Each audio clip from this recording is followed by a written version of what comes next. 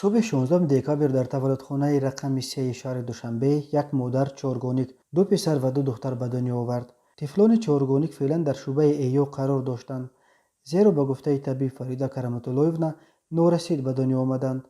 مادر نوزادان سرویناز اسکاروی 34 ساله گفت وضع سلامتیش خوب است و زیر نظارت طبیبان قرار دارد. او گفت قبل از چهارگانیکا باز دو پسرچه دیگر هم دارد. یکی در صنف هشتم میخواند و دومی 3.5 ساله دارد.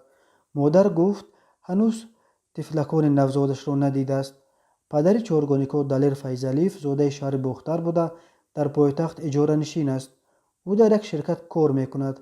او گفت تولد چهارگانیکا او را در حالت هیجان قرار داده است و نزد درآمدگاه تولدخانه از صبح برای دیدار با فرزندانش لحظه شماری میکند.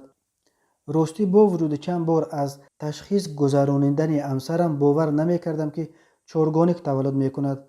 همش به خواست خداوند بوده است. برای سلامتی مادر و نوزادان همیشه دست به دعا میبردارم. یادآور میشویم که چنین حالت سال 2018 در دوشنبه و در ولایت سوخت به قید گرفته شده بود و همان زمان در ولایت مختار کوهستان بدخشان نیز بار اول چهارگانیکا تولد شدند.